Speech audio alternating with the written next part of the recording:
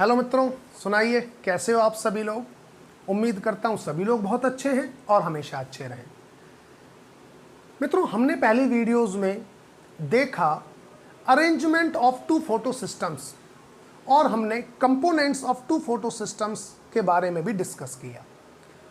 आपने मित्रों देखा अरेंजमेंट के बारे में। अरेंजमेंट में आपने क्या देखा?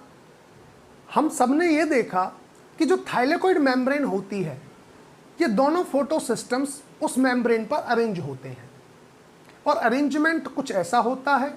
जो PS1 है वो अरेंज होता है मेम्ब्रेन के नॉन अप्रेस्ड पोर्शन में और जो PS2 सिस्टम था वो था अप्रेस्ड पोर्शन में, या बोलिए रीजन में।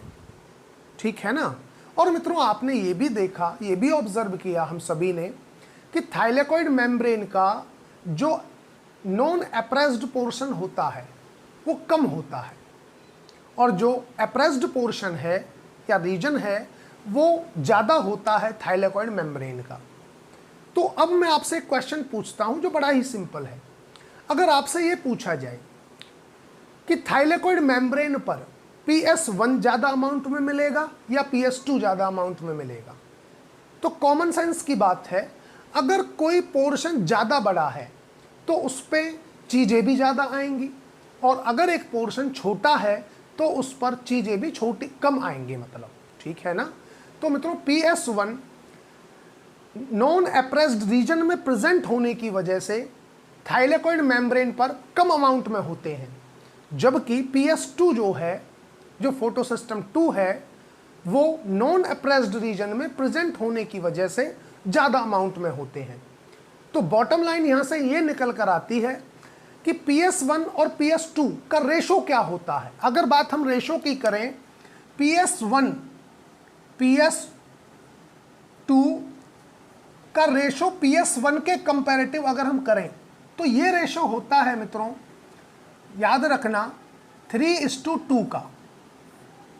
ये 3:2 का रेशो होता है, मतलब ये ज़्यादा अमाउंट में प्रेजेंट होता है कंपैरेटिव टू PS1 के।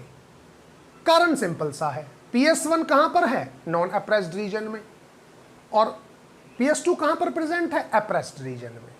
और रीजन छोटे बड़े हैं, अप्रेस्ड रीजन छोटा है, वो नॉन अप्रेस्ड रीजन छोटा है, जिसकी वजह से PS1 वहां प्रेजेंट है और वो कम है अमाउंट में। और जो नॉन अप्रेस्ड रीजन है, अप्रेस्ड रीजन जो है वो ज़्यादा बड़ा है। जो ज़्यादा बड़ा है तो वहाँ पर PS2 ज़्यादा अमाउंट में प्रेजेंट होगा। ये मित्रों हम बातें डिस्कस कर चुके हैं। इसके बाद फिर हमने डिस्कस किया components of two photosystems. हमने देखा कि दोनों फोटो सिस्टम्स किन किन कंपोनेंट से बने हैं, इसके बारे में भी मित्रों हम डिस्कस कर चुके हैं। मित्रों, आज हम वीडियो में डिस्कस करेंगे Z scheme of electron transport based on redox potential value. तो थोड़ा इसको देख लेते हैं कि क्या है, इसको थोड़ा सा रफ कर लेते हैं। रिडॉक्स पोटेंशियल वैल्यू के बेस पर जेड स्कीम को समझते हैं, जो इलेक्ट्रॉन ट्रांसपोर्ट की जेड स्कीम है। जेड इसलिए बोला मित्रों, आप जब देखोगे तो आपको जेड शेप नजर आ रही है, इसलिए इसको बोला जाता है जेड स्कीम। मित्रों, फोटोसिंथेसिस के अंदर दोनों सिस्टम यूज होते हैं, ये मैं आपको पहले भी कई बार बता चुका हूं। ठीक है, PS2 PS1 PS2 मित्रों पहले आया है, पहले आएगा, PS1 बाद में, PS2 पहले PS1 बाद में। तो ठीक है मित्रों, इसको देखते हैं जरा। मित्रों, जो PS2 है, PS2 एब्जॉर्ब करता है 680 नैनोमीटर की लाइट को। ये तो मैंने बताया था आपको, जो ये लाइट एब्जॉर्ब करेगा, ये 680 नैनोमीटर की लाइट को एब्जॉर्ब करेगा। और 680 नैनोमीटर की जो लाइट होती है वो रेड लाइट होती है। ठीक है, एब्जॉर्ब करेगा। एब्जॉर्ब करने के बाद ये क्या करेगा? It produce strong oxidant and weak reductant.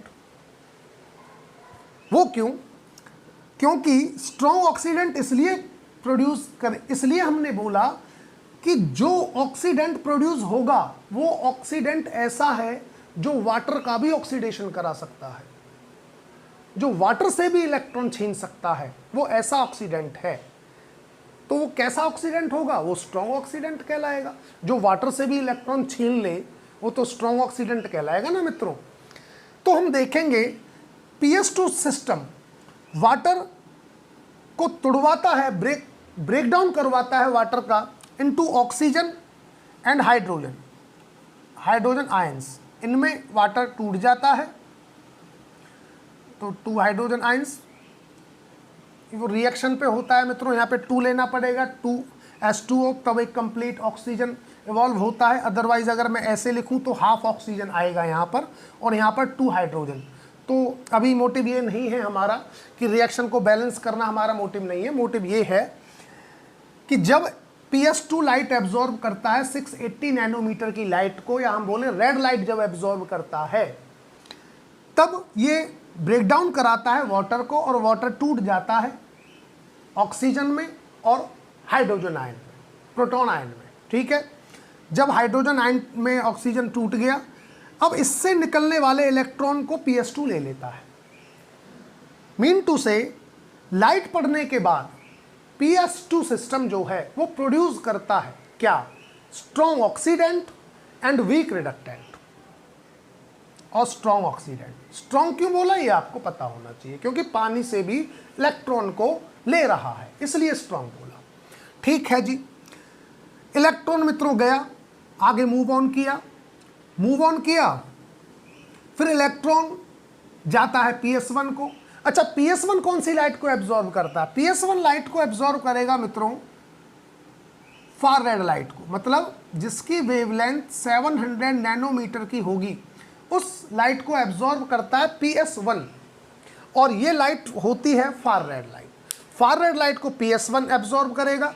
अब PS1 क्या प्रोड्यूस कर रहा है, बात यहां पर आती है। After absorbing light PS1 produce करता है मित्रों weak oxidant and strong reductant.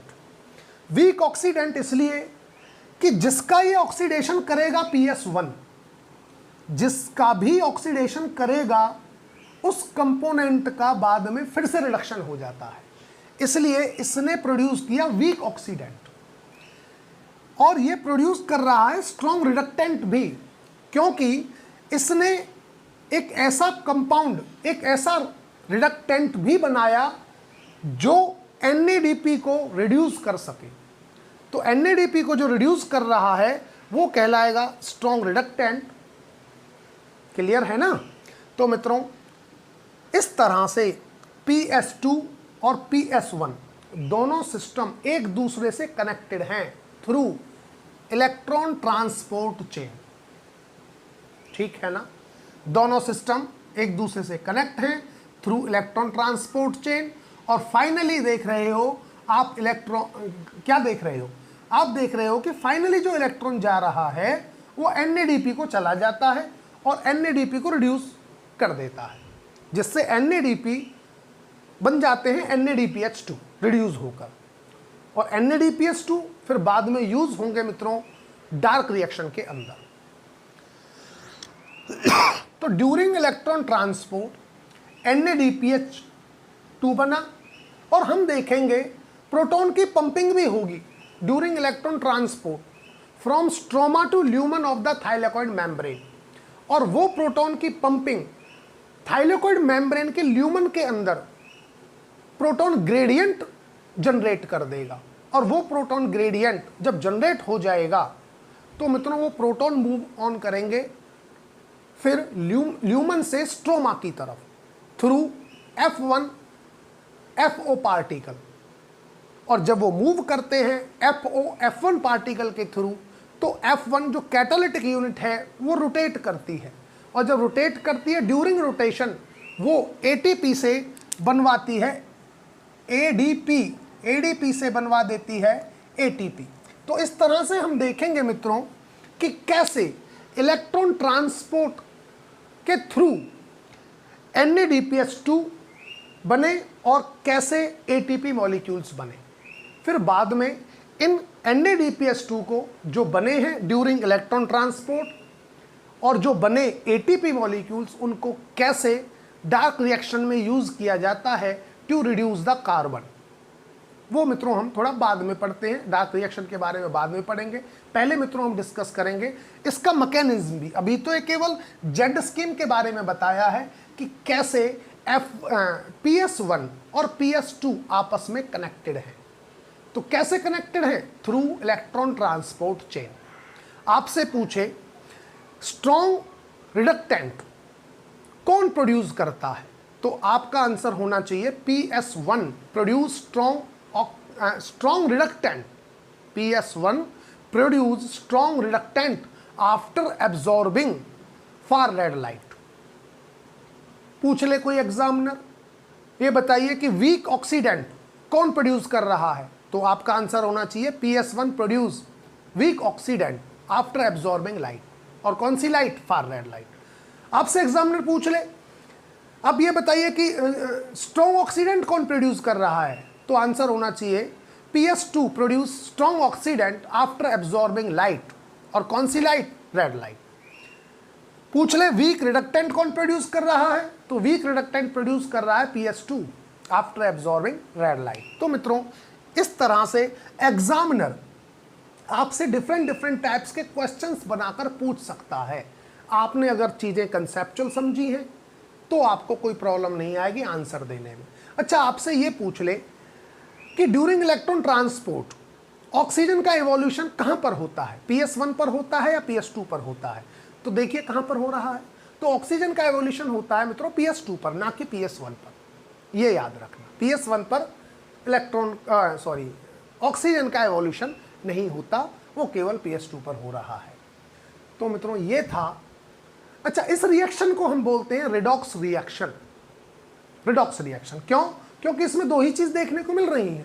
कभी किसी कंपाउंड का रिडक्शन हो रहा है, किसी का ऑक्सीडेशन हो रहा है। भाई किसी का ऑक्सीडेशन हुआ तभी किसी का रिडक्शन हुआ, तो इसमें दो ही चीज हो रही है, ऑक्सीडेशन हो रहा है, रिडक्शन हो रहा है। इसलिए इसको हम बोलते हैं रिडॉक्स रिएक्शन। जो ये रिएक्शन है इसको रिडॉक्स रिएक्शन बोला जाता है। अब बात आ जाती है कि इलेक्ट्रॉन मूव कैसे कर रहा है, कहां से कहां की तरफ मूव करता है इलेक्ट्रॉन। एक कमेंट मैं इस पे भी करता हूं। तो मित्रों हमेशा और हमेशा इलेक्ट्रॉन मूव करता है from low potential value. Potential value ना बोलकर हम बोलेंगे इलेक्ट्रॉन मूव करता है from low redox potential to high redox potential. दोबारा सुन लीजिए, इलेक्ट्रॉन मूव करता है low redox potential to high redox potential. अब बात आ जाती है कि ये रिडॉक्स पोटेंशियल क्या है। तो मित्रों रिडॉक्स पोटेंशियल होता है एफिनिटी फॉर इलेक्ट्रॉन, मतलब एफिनिटी कितनी है इलेक्ट्रॉन्स के लिए। और जो कंपाउंड लेस इलेक्ट्रोनेगेटिव होगा उसके पास, या हम बोले वो उतना ही कम क्या होगा, उसका रिडॉक्स पोटेंशियल होगा। और जो जितना ज्यादा, अगर कोई कंपाउंड जितना ज्यादा मोर इलेक्ट्रोनेगेटिव होगा उसका रिडॉक्स पोटेंशियल उतना ही ज्यादा होगा। तो इसमें कंफ्यूज होने की जरूरत नहीं है, ठीक है ना। इलेक्ट्रॉन मूव करता है कहां से कहां, from low redox potential to high redox potential. और हाई रिडॉक्स पोटेंशियल किसका है? उस कंपाउंड का है जिसकी इलेक्ट्रोनेगेटिविटी बहुत ज्यादा है, उसका हाई रिडॉक्स पोटेंशियल होगा। और लो रिडॉक्स पोटेंशियल किसका होगा? लो रिडॉक्स पोटेंशियल उसका होगा जिसकी इलेक्ट्रोनेगेटिविटी कम है। तो इलेक्ट्रॉन मूव इस तरह से करते हैं from low redox potential to more redox potential. तो मित्रों I think that is much enough about the Z scheme of electron transport based on redox potential values. इसके बाद मित्रों आ जाता है मैकेनिज्म ऑफ लाइट रिएक्शन, जो मुझे लगता है कि वो नेक्स्ट वीडियो से स्टार्ट करना चाहिए। That is much enough for this video. आप अच्छी तरह से करें, कोई क्वेश्चन है तो पूछें। Thank you so much. Okay bye मित्रों।